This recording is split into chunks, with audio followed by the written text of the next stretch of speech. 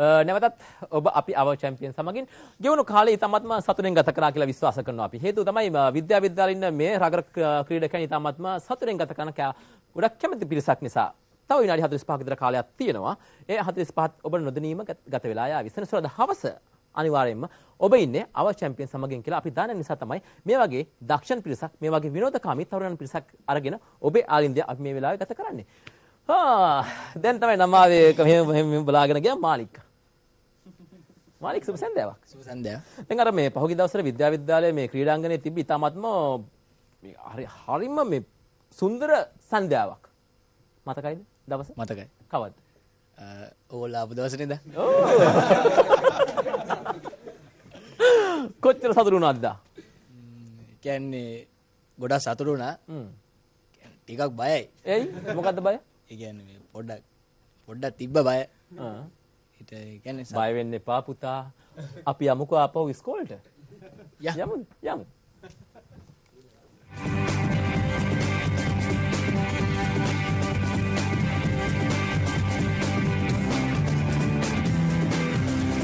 මේනේ මගේ කණ්ඩායම මම කණ්ඩායම හඳුන්වලා දෙන්න.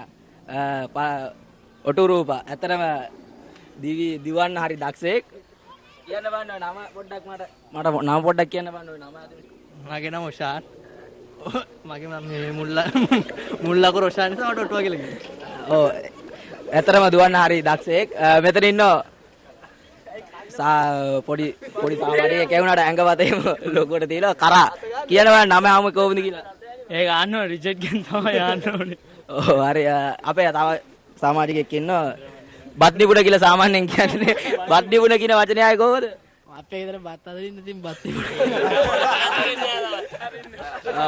ඊළඟට ඉන්නවා අපේ චතුරට නම් ඉතින් අපි සාමාන්‍යයෙන් කියන්නේ චතුර කියලා තමයි.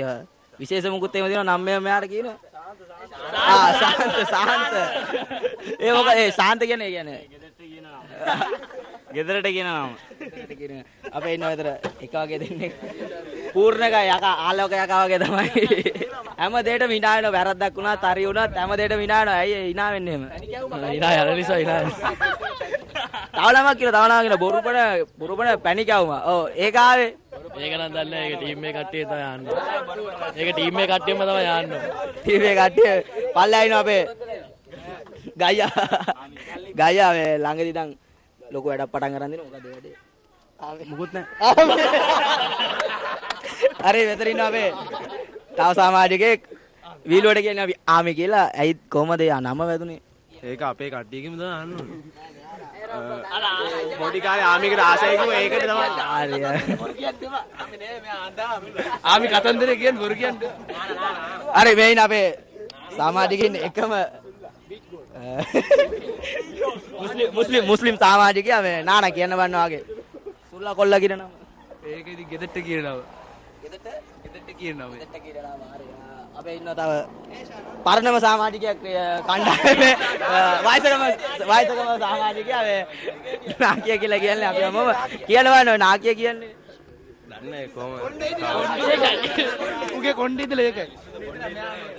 ඒ බ්ලැක් කියලා ගන්න හැමද? පොඩි කාලේ ඉඳන් ක්ලාස්මේට් අපි දැන් නැගලා 80 ඉස්සරේ හරි අපේ තව සමාජිකයෙක් ඉන්නවා මේ කණ්ඩායමේ සීනියර් ප්ලේයර් කෙනෙක් ධනුෂ්ක මලිත වුණාට දණ්ඩි කියලා කියන්නේ. ඒක ඉතින් අපේ ගොල්ලන් ඉතින් පොඩි කාලේ ඉඳන්ම අපිට එහෙම ඔව් මේ මෙයාට ළඟදී පොඩි වැඩක් වුණායි මේ ඇත්තටම කියන්නේ මේ ලයිසන් ගන්න ගියා මෙයා ලයිසන් ගන්න ගියා මෙයාට ත්‍රිවිල් ලයිසන් ත්‍රිවිල් රිවර්ස් එක බයික් රිවර්ස් එක කාර් රිවර්ස් එක නේ බයික් රිවර්ස් ඔක්කොම ගන්න කියලා මෙයා මේ එයා අන්තිමට කෝච්චි ලයිසන් එක අරන් තියෙන්නේ කෑමේ අධිපති කියලා තමයි අපි සාමාන්‍යයෙන් කියන්නේ මේ රුම්මානෝත් කොපා මේ කොපා කියන නම ඒ ගෙවල් පැත්තේ කියන නම කොපා කියන්නේ අත්තිනේ මර කොපා කියන්නේ ඒ වෙලේ නම් ගොඩයි කියන්න බෑ මෙයාව දැක්කම කෑම දුවන අනේ මේ අපේ නානට මෙයාගේ තව මම මදුවාසිනි මෙයාගේ ළඟම යාළුවෙක් ඒක බොරුවක් මේ යාළුවට එයාගේ යාළුවට කියලා දිනවා මේ මේ මම ශ්‍රී ලංකා නැෂනල් පූල් එකේ ඉන්නවා මේ ඇත්ත දෙක කතාව. බොරු මේ කට්ටිය හදාගත්තේ ඒවා.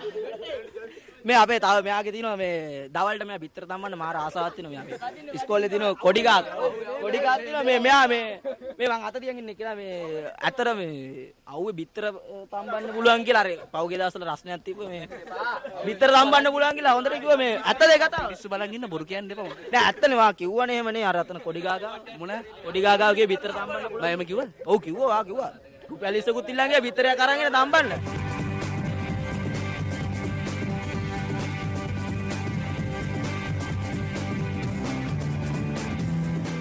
මේක තමයි ගල්කිස්ස විද්‍යාලයේ රගර කණ්ඩායමේ ඇත්ත తත්වය. හරි සුන්දරයි. ඒ සුන්දර දේවල් දකින්න ගොඩක් කැමති නිසා තමයි අපි මේ වගේ වැඩසටහනක් ඒ වගේ නැත්නම් එහෙම මේ වගේ සෙග්මන්ට් එකක් ඔබට ඉදිරිපත් කරන්නේ.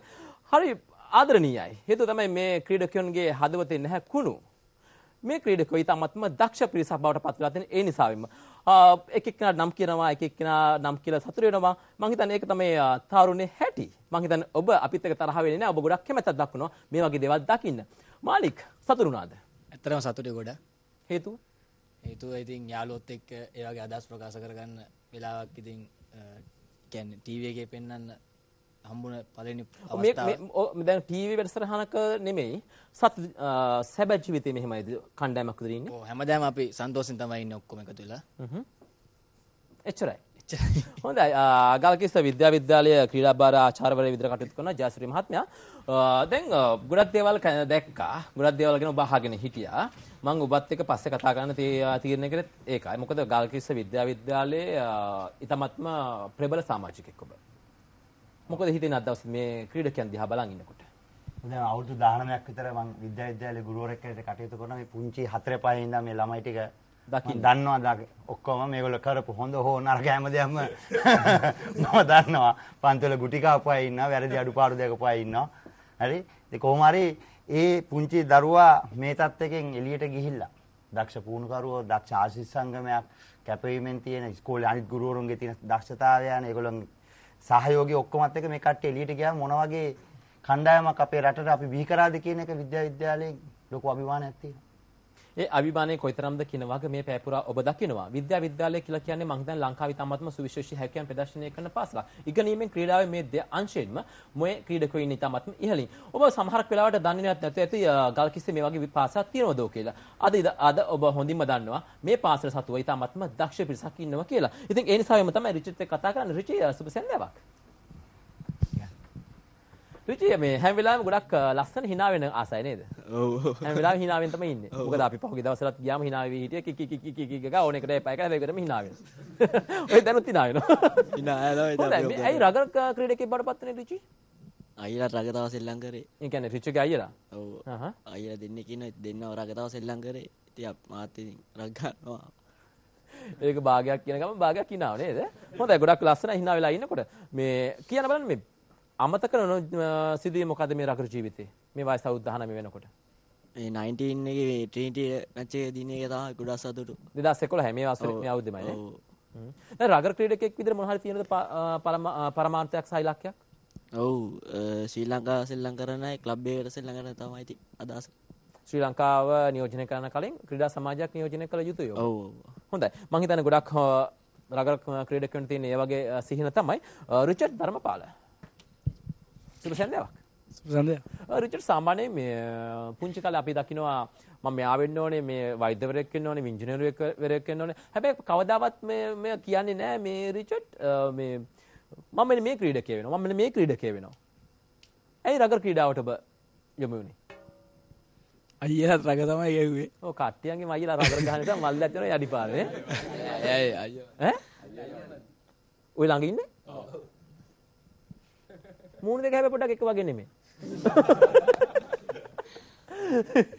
දෙන්නගේ මූණ දෙක ලස්සනට දැක්කම ට්වින්ස්ලා නෙමෙයි. ආ? මොනවද? ට්වින්ස්ලා නෙමෙයි. එහෙනම් කවුද? අවුරුද්දක් බාලයි. දෙන්නම කටට දාගෙන මෙහෙම ඉන්න ඕනේ දැන් එනං ඈ. විහිළුවට නෙමෙයි ඇත්තට. මේ තමයි මගේ අයියා. මෙයා රගර් ගහන නිසා මට ලොකු ආඩම්බරයක්. ඒ නිසා තමයි මම රගර් ගැහුවේ. ඔන්න මල්ලි දැන් එහෙම කියනවා අයියට. මෙයා වගේ අයියා මෙයා රක් ගන්නවා අපි ඉඳලා මාත් රක් ගන්නවා. කෝ කට්ටියම හොඳ ක්ලැප් එකක් දෙන්න ඕනේ ඒකට. හරිම ෂෝක්. හරිම ලස්සන අයියා මල්ලි. මේ කොහොමද මේ අයියා මල්ලි දෙන්න එකතු වෙලා මේ තමන්ගේ පෞද්ගලික ගත්තාම එකිනෙකාගේ ජීවිතය ජය ගන්න උත්සාහ කරන්නේ? දෙන්නම යාළුවෝ වගේ තමයි ඉන්නේ. එයාගේ ඒවා මට කියන මගේ එයාට කියන අවුලක් නැහැ. මන්න පොඩි අවුලක් තියෙනවා හැබැයි. මොනවද එයාගේවා? නෑද හැමදේම. දන්නෝ දනිති ඉස්කෝල ළමයි නිසා මොනවත් හිතන්න එපා. හොඳයි. ඔෂාන් සුබ සන්දේවක්. සුබ සන්ද. හෙයාර් ස්ටයිල් එක දාගත්තේ මේ ප්‍රෝග්‍රෑම් එක කරනවා නැත්නම් සාමාන්‍යයෙන් ඔක තමයි මගේ හෙයාර් ස්ටයිල් එක. නෑ මම මේ ඔෆ් සීසන් නිසා තමයි මේ තියන් නැත්තම් කොණ්ඩේ කොට කපලා තමයි තියන්. මේ ජයසූරිය මහත්මයා තරහ වෙන්න එපා. මොකද මේ ඉස්කෝලේ මේ දවස් නිවාඩුනේ නේද? අවස්ථාව තියෙනවනේ. ආ එනකොට සමුදේ ඉඳන් හදාගෙන එන්න ඕනේ. සමුදේ ඉස්කෝලේ පටන් ගන්නවා එහෙම පනේ. හොඳයි. කොහොමද මේ ඉස්කෝලේ ලැබෙන සහයෝගය සහ ගෙදරින් ලැබෙන සහයෝගයත් එක්ක තමන්ගේ ජීවිතය ජය ගන්නේ? ඇත්තටම මේ ඉස්කෝලෙන් නම් ලොකු සහයෝගයක් ලැබෙන අපේ රාගවලට. විශේෂයෙන්ම අපේ අමිලස මේ අපේ ජයතිලක සර් අපි පුදුම විදියට මේ උනන්දු කරන මේ දෙයට. ගෙදරින් අම්මයි තාත්තයි ලොකු උදව් මේ කරන අපිට. හැමදේටම උදේට ප්‍රැක්ටිස් උදේ පාන්දර ප්‍රැක්ටිස් තිබ්බොත් එහෙම අම්මා ඇවිල්ලා කතා කරනවා ප්‍රැක්ටිස් නේද යන්නේ. ඒ වගේ ලොකු සහයෝගයක් තියෙනවා ගෙදර. මధుරංග ඉතාමත් මික්කමින් කතා කරනවා ගොඩක් කට්ටිය ඉන්නවා තව ක්‍රීඩකයෙක් එක්ක කතා කරනවා මధుරංග මේ වෙනකොට මම හිතන්නේ පොදු රාජ්‍ය මණ්ඩලීය ක්‍රීඩාවල සඳහා ඔබ සුසුකම් ලබාගෙන තියෙනවා කනිෂ්ඨ අංශයෙන්. ඔව්. ඒක නේද ඉක්මනින් කියන්නේ? ඔව් අවස්ථාවක් ලැබී තිනවා මට ක්‍රීඩා කරන්න කණ්ඩායම නියෝජනය කරන්න. ඒක නිකන් අර ජෝක් එකකට කියනවා වගේ. කොච්චර ගෞරවත්වකින් කියනවා මම ශ්‍රී ලංකාව නියෝජන මම යන්නේ ශ්‍රී ලංකාවේ කොඩිය යටතේ. ඔව් මම නියෝජන කරන අවස්ථාව නෑ. බලන් මිනිස්සුන් එපා වෙනවා. නෑ මං මේ මොනවත් පස්සේ යන්නේ නැහැ නේද? නෑ නෑ මුකුත් යන්නේ නෑ. හොඳයි කියන්නේ. ඒක ලොකු අවස්ථාවක් මට හම්බ වෙලා තිනවා ශ්‍රී ලංකාව නියෝජනය කරන්න. ඒ අවස්ථාවේදී මට කරන්න පුළුවන් උපරිම මම ලංකාව වෙනුවෙන් කරනවා. මම හිතන්නේ එංගලන්තයට අයත් රටක තමයි තමත්ම සුන්දර රටක තමයි මේ පොදු රාජ්‍ය මණ්ඩලීය කනිෂ්ඨ ක්‍රීඩාවල පැවැත්වෙන්නේ. මම හිතන්නේ සුබ පතන්න ඕන අපි හැමදෙනාම විද්‍යාලය නියෝජනය කරන කණ්ඩායමේ ක්‍රීඩකයන් දෙදෙනෙක් සුසුකම ලබාගෙන තිනවා පොදු රාජ්‍ය මණ්ඩලීය කනිෂ්ඨ ක්‍රීඩාවල සඳහා ශ්‍රී ලංකාව නියෝජනය කරන රගර් කණ්ඩායමේ සමාජිකයන් බවට පත්වන්න. ඉතින් මේ ආඩම්බරය සමගම යනවා පුංචි විරාමයේ පස්සේ නැවතත් ඔබ හමුවෙන් රැඳෙන්න ආවා චැම්පියන් සමග.